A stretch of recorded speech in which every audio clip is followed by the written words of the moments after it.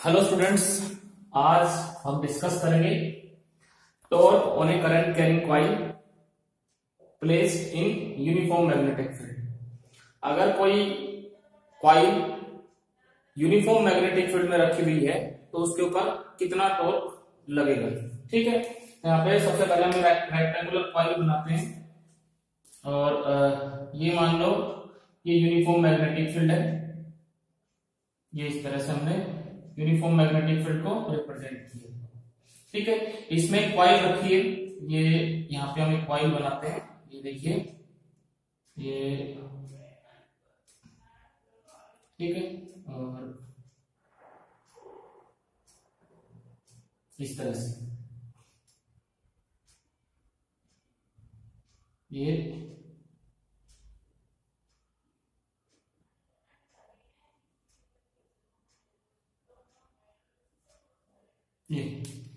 एक rectangular coil है और P Q R S, इस कॉइल को नाम देते हैं हमने P Q R S, और इसमें ये I करंट फ्लो कर रहा है। इस तरह से I, ये करंट कैरिंग कॉइल है और इसमें I करंट फ्लो कर रहा है।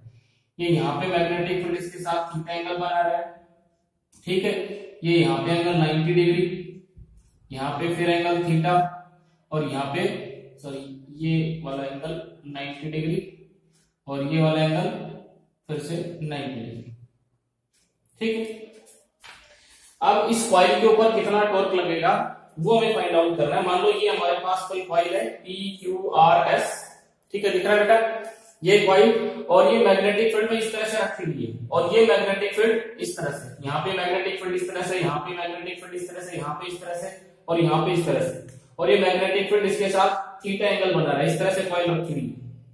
ये PQ is equal to RS, इसको हमने कितना मान लिया, L के बराबर मान लिया। ठीक है, L, और यहां से QR, this is PS, this is equal to B। L coil की विड्थ है और B कॉइल की L कॉइल की लेंथ है और B कॉइल की विड्थ।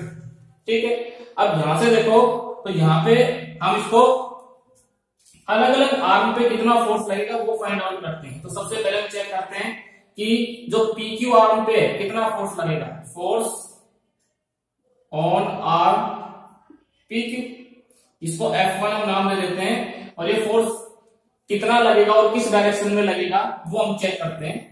तो यहाँ पे देखो, ये यहां से यहां तक ये करंट कैरिंग कंडक्टर होगा। देखो यहां से P से Q तक करंट कैरिंग कंडक्टर, और किसी करंट कैरिंग कंडक्टर के ऊपर मैग्नेटिक फील्ड में कितना फोर्स लगता है वो हम ऑलरेडी पढ़ चुके हैं, वो फॉर्मूला हमें पता है। This is F is equal to IBL sine theta. तो इसमें करंट कितना I, इसकी लेंथ कितनी, ये लेंथ देखो L, और मैग्नेटिक फील्ड कितना B, ये B।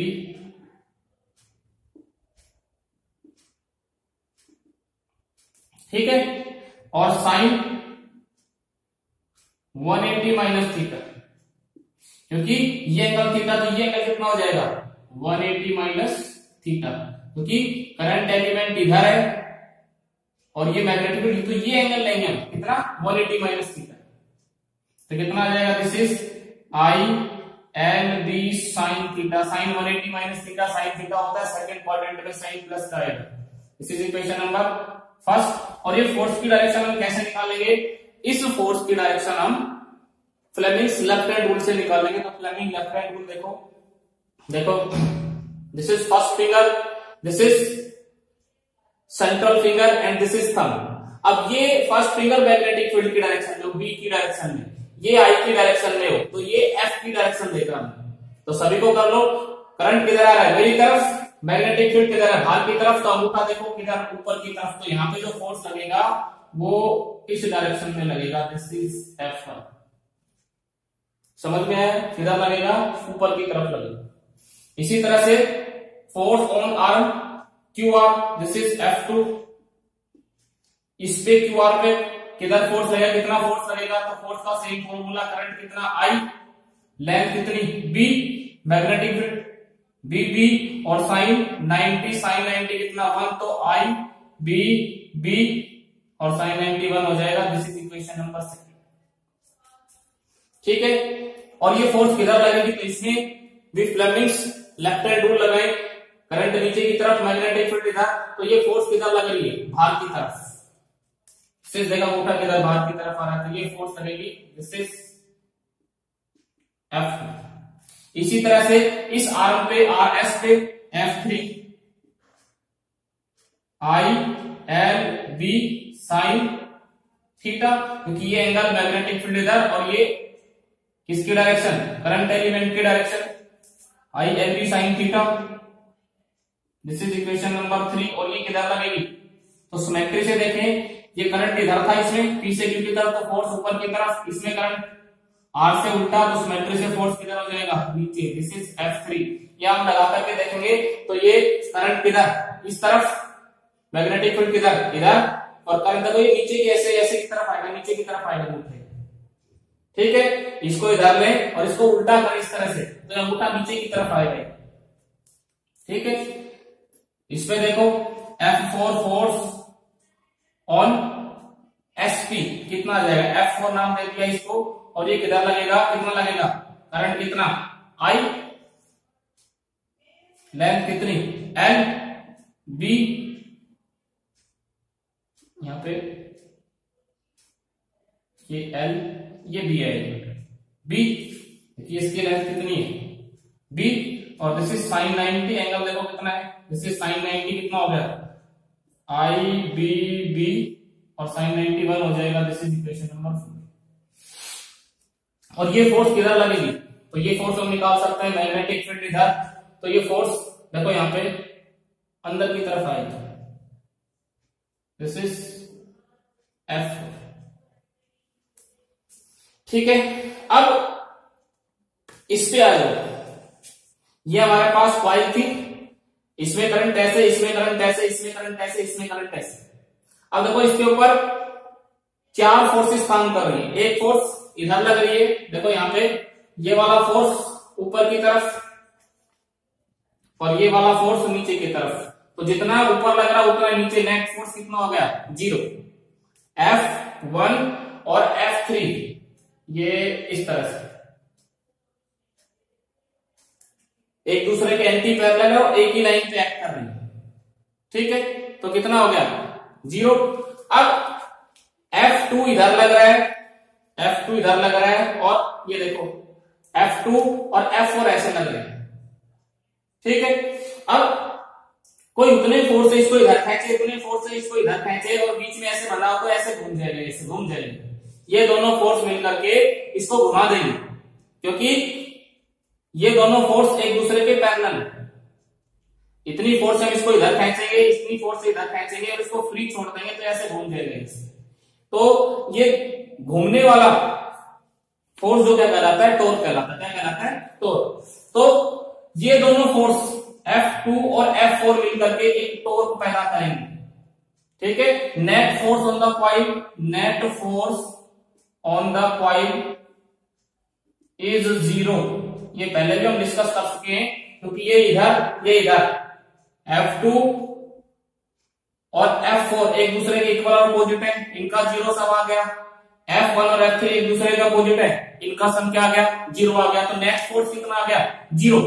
But F2 and F4 acting along parallel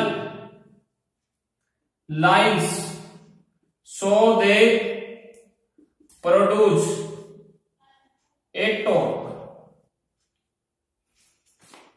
F4 और F4 दोनों पैरेलल लाइंस के अलोंग एक्ट कर रही है, तो एक टॉर्क पैदा करेंगे। और वो टॉर्क कितना होता है, टॉर्क हम पढ़ चुके हैं। टॉर्क होता है मैग्नीट्यूड ऑफ आइदर फोर्स, किसी भी फोर्स की मैग्नीट्यूड ले लें, मल्टीप्लाई बाय परपेंडिकुलर डिस्टेंस। दो फोर्सेस के बीच में परपेंडिकुलर डिस्टेंस कितना है, और उनके बीच का परपेंडिकुलर डिस्टेंस कितना है। और F2 और F4 में से किसी एक का मैग्नीट्यूड देखो, दोनों F2 कितना IBB, F4 भी कितना IBB। दोनों की मैग्नीट्यूड क्या है, सेम है। ये दोनों तो एक दूसरे को कैंसिल आउट कर दिए थे। ये लास्ट वाला फोर्स कहां गया, ये F1 और F3, क्योंकि ये एक ऊपर लग रहा था इस तरह से, एक नीचे, कहीं नहीं जाएगा, इक्विलिब्रियम में रहेगा। लेकिन ये फोर्सेज इस तरह से लगेंगी, एक इधर और एक इधर, तो ये ऐसे घूम जाएगा, टर्न कर जाएगा, और turning effect of force known as torque. अब यहां से देखो वो टॉर्क निकालते हैं, तो टॉर्क कैसे निकालेंगे, तो यहां पे देखो, अब कॉइल को अगर मैं ऊपर से देखता हूं, देखो ये तो हम कहां से देख रहे थे, ये कॉइल ऐसे रखी थी, ऐसे ऐसे रखी थी, और इसको हम यहां से ऐसे देख रहे थे, थोड़ा इस तरह से रखा हुआ था कॉइल, इस तरह से मैग्नेटिक फील्ड में, और इस तरह से देख रहे थे, तो ये भी दिख रहा था। अब मैं कॉइल को ऊपर से टॉप से देखूंगा, यहां से देखो, यहां से ये, अब यहां से दिखेगा तो एक फोर्स ऐसे लगता हुआ दिखेगा हमें, और एक फोर्स ऐसे लगता हुआ दिखेगा, दिख रहा है टॉप व्यू। तो देखो टॉप व्यू बनाता हूं मैं कॉइल का, टॉप व्यू, ये मैग्नेटिक फील्ड,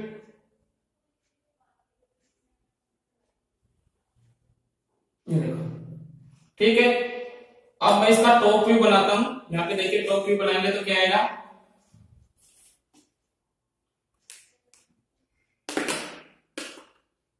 ये यहां से हम टॉप व्यू बनाते हैं इसका,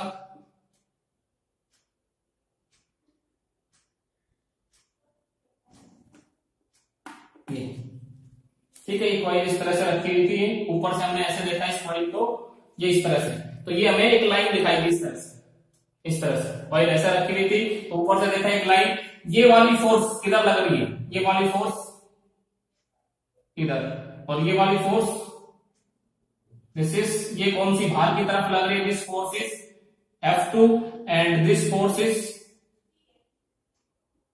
F4, ठीक है। अब ये एंगल कितना था, थीटा, ये थीटा एंगल था, ठीक है। ये P और ये Q, ऊपर से देखा मैंने इसको, ऊपर से ऐसे टेढ़ा रखा हुआ था, तो ये वाली फोर्स किधर, ये वाली फोर्स इधर लग रही है, और ये वाली फोर्स इधर लग रही है, तो ये हमारा डायग्राम इस तरह से, ये इस तरह से, थोड़ा सा इस तरह से, ठीक है। अब यहां पे देखो, ये मैग्नेटिक फील्ड की डायरेक्शन, अब F इस लाइन को ऊपर की तरफ बढ़ाओ, इस लाइन को ऊपर की तरफ बढ़ाओ, नीचे की तरफ, और ये यहां से परपेंडिकुलर डाल दे इसके ऊपर ही, जैसे इसको नाम दे दिया हमने N, ठीक है। तो F1 और F2 के बीच का परपेंडिकुलर डिस्टेंस कितना हो गया, Q1, तो यहाँ पे टॉर्क कितना हो जाएगा, torque is equal to magnitude of either force, magnitude of either force कितना, I B B multiply by कितना,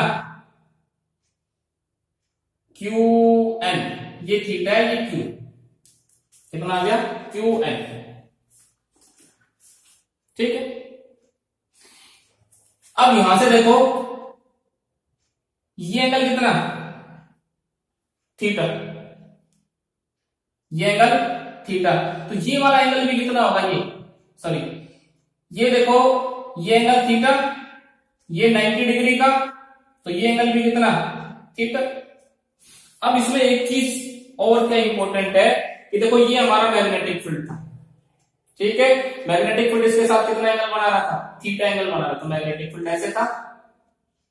अब कॉइल का एरिया वेक्टर किधर होगा, कॉइल का एरिया वेक्टर ये होगा, और इस लाइन के साथ एरिया वेक्टर, तो इस लाइन के साथ कितना 90 डिग्री का एंगल बनाएगा, कितने का एंगल बनाएगा, 90 डिग्री का। तो देखो यहाँ पे, ये जो यहां से इसका नॉर्मल ड्रा करते हैं, नॉर्मल N, ठीक है, और ये मैग्नेटिक फील्ड के साथ पैरेलल, ये B, या फिर हम यहां पे नॉर्मल ड्रा करें इस लाइन के ऊपर 90 डिग्री, इस लाइन के ऊपर 90 डिग्री, ये आएगा N, ये एंगल थीटा नहीं आएगा, ये एंगल थीटा है। अब यहां से देखो, ये एंगल थीटा और ये एंगल हमने अल्फा मान लिया, अल्फा किसके बीच में है, alpha angle between normal of coil and magnetic field, बेटा ये समझने की चीज है कि ये कॉइल के साथ, कॉइल की इस लाइन के साथ कितने का एंगल, ये ऑलवेज 90 डिग्री पे रहेगा, ये कितने पे रहेगा 90 डिग्री पे, लेकिन बीच में क्या है, एक मैग्नेटिक फील्ड है, ये मैग्नेटिक फील्ड। तो मैग्नेटिक फील्ड और नॉर्मल के बीच का एंगल अल्फा, मैग्नेटिक फील्ड और नॉर्मल के बीच का एंगल कितना है अल्फा, तो ये भी कितना अल्फा। अब यहां से देखो हम क्या लिख सकते हैं, theta plus alpha is equal to 90, और यहां से अल्फा कितना आ गया 90 minus theta, alpha is equal to 90 minus theta, alpha कितना आ जाएगा 90 माइनस थीटा। तो ये वाला एंगल कितना आ जाएगा, देखो ये एंगल कितना 90, ये कितना अल्फा। हमें पता है ट्रायंगल के इन ट्रायंगल, कौन सा ट्रायंगल क्यू एंड पी, ये ट्रायंगल दिख रहा है क्यू एंड पी, इसमें देखो थीटा प्लस 90 प्लस एक्स, इसको एक्स एंगल मान लिया, जो पी पे इस पे एक्स एंगल मान लिया, ये कितना आ जाएगा 180, और ये एक्स कितना आ गया, एक्स कितना आ गया, इसको इधर ले जाओ 90 माइनस थीटा, और 90 माइनस थीटा हमारा किसके बराबर है अल्फा के बराबर है, तो ये किसके बराबर आएगा अल्फा के बराबर। इसका मतलब ये एंगल कितना होगा हमारा, ये एंगल हमारा अल्फा होगा, ये एंगल कितना होगा अल्फा, जितना ये एंगल होगा, ये एंगल जितना यहाँ पे होगा अल्फा, उतना ही ये एंगल होगा अल्फा, ठीक है। अब यहां से देखो, यहां से हम इसमें परपेंडिकुलर कैलकुलेट करना चाहते हैं, क्यू एन डिस्टेंस कैलकुलेट करना चाहते हैं, तो क्यू एन कैलकुलेट कर लो, क्यू एन कितना है, तो हम यहाँ पे लिख सकते हैं Q N divided by P Q, ये हमारा पास साइन अल्फा के बराबर आएगा, और क्यू एन कितना आ गया हमारे पास, Q N is equal to P Q sine alpha, और पी क्यू कितना था हमारा, पी क्यू उसमें देखेंगे तो हमारे पास एल था, कितना था एल, कितना आ जाएगा हमारे पास एल साइन अल्फा, ठीक है। रखो यहाँ पे वैल्यू, तो टॉर्क कितना आ जाएगा, so torque is equal to I B B L sine alpha, और टॉर्क कितना आ गया L cross B, length into breadth किसके बराबर होता है, एरिया के बराबर होता है, तो मैं इसको ए लिख सकता हूं I A B sine alpha, L cross B area of the coil, जो कॉइल थी उसका एरिया आ जाएगा मेरे पास। तो ये टॉर्क लगता है इफ, यहां से देखो if coil has an turns, कितनी टर्न्स हो, एन नंबर ऑफ टर्न्स है, तो एक टर्न के लिए है, तो टोटल टॉर्क कितना हो जाएगा एन टर्न्स के लिए, एन आई बी ए साइन अल्फा, और यहां से एन आई ए जो होता है वो मैग्नेटिक डाइपोल मोमेंट के बराबर होता है, इसको बोलते हैं मैग्नेटिक डाइपोल मोमेंट, इसको बोलते हैं मैग्नेटिक डाइपोल मोमेंट। तो ये हमारा कितना ले सकते हैं, torque is equal to M B sine alpha, भाई इस पूरे को क्या लिख दिया, इस पूरे फैक्टर को हमने क्या लिख दिया, बी को छोड़ करके इस पूरे फैक्टर को हमने एन आई ए को हमने क्या लिख दिया एम, और टॉर्क हम कैसे लिख सकते हैं, टॉर्क वेक्टर फॉर्म में M cross B, M cross B, ठीक है। अब टॉर्क मैक्सिमम कब लगेगा, कॉइल के ऊपर मैक्सिमम टॉर्क कब लगता है, ये चीज और ध्यान से देखेंगे हम।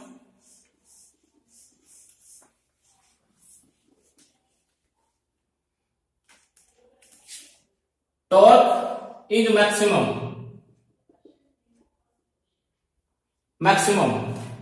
When alpha is equal to 90 degree. Theta की टर्म में लिखना चाहे तो देखो अल्फा कितना था, अल्फा 90 माइनस थीटा, या फिर हम लिख सकते हैं when theta is equal to 0, तो अल्फा कितना हो जाएगा 90 डिग्री। तो यहाँ पे टॉर्क मैक्सिमम कितना आ जाएगा एम बी साइन 90, और टॉर्क कितना आ गया एम बी, मैक्सिमम टॉर्क आ गया कॉइल के ऊपर। और ऐसा मैग्नेटिक फील्ड जहां पे अल्फा की वैल्यू ऑलवेज क्या रहती है 90, मैग्नेटिक फील्ड ऑलवेज क्या रहता है, मैग्नेटिक फील्ड के लिए थीटा की वैल्यू जो क्या रहती है ऑलवेज जीरो रहती है, ऐसे मैग्नेटिक फील्ड को बोलते हैं radial magnetic field. Magnetic field for which torque is maximum is known as radial magnetic field. बहुत बार एग्जाम में पूछा गया है रेडियल मैग्नेटिक फील्ड। कैसा मैग्नेटिक फील्ड होता है? Radial magnetic field. Radial magnetic field मतलब ये एंगल जो हमारा, देखो यहाँ पे फिर मैं एक बार इसको पिक्चराइज करने की कोशिश करता हूं। ये देखो यहां से ये इस तरह से था, ये देखो यहां से हमारे पास इस तरह से था, ये थीटा, ठीक है, और ये इसके साथ अल्फा, तो ये थीटा जीरो हो गया, तो ये कितना हो जाएगा? ये थीटा जीरो कब होगा? जब ये कॉइल इसके पैरेलल हो, मैग्नेटिक फील्ड के जो ऑलवेज पैरेलल। भाई यही तो आएगा ना थीटा। अगर ये कॉइल ऐसे रहेगी, मैं ऐसे फिर से लिखता हूं, अगर मैग्नेटिक फील्ड इस तरह से होता हमारे पास, देखो यहां पे,